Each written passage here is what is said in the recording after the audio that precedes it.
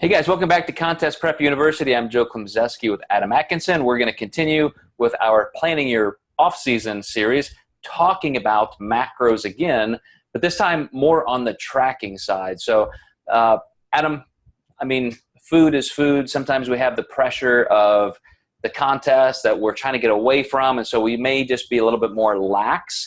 But I personally think, as a scientist, that this is where you're still accumulating good information, good data, and it's important to be accurate. So I really still like to see accuracy so that you and your coach are making the best decisions and understanding your metabolism. So do you give clients a break and say, don't worry about tracking, or just eyeball it, or are you a little bit more militant? I'm a little more militant, and I would say that's my downfall, but I would also say that's also why my clients do well.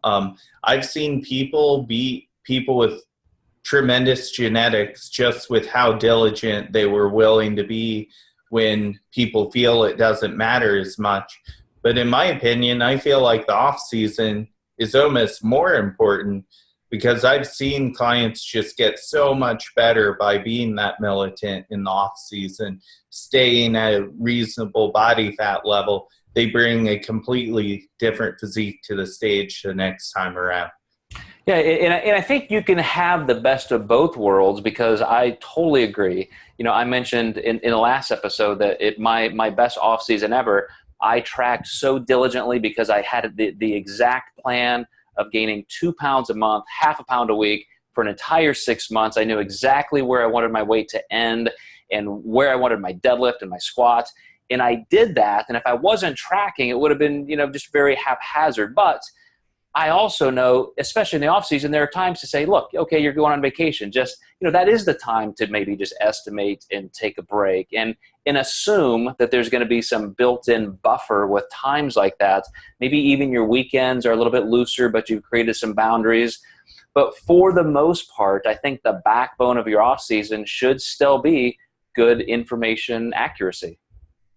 I do like to have clients work up to a spot where they can have like a weekend day off, or maybe even an entire weekend, depending on where their met rate is at and where our overall goal is as far as composition in the off season.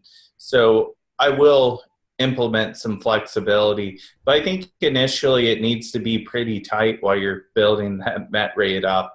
Because me and you both know that first 4 to 7 weeks of somebody reversing can be really paramount on where they actually get their metabolic capacity to, with having a lower body fat percentage. And when you do have a weekend off or a day per week off, like you said, that's baked into the recipe. So if the rest of your week is tracked accurately, and then you're not going to just throw everything out the window on that untracked day, you're probably going to have your normal routine and meals that may be a little different than your typical day. But you're still going to put some framing around that day. So you don't have to weigh and track every single bite, but it still has a lot of objectivity just built in. Absolutely.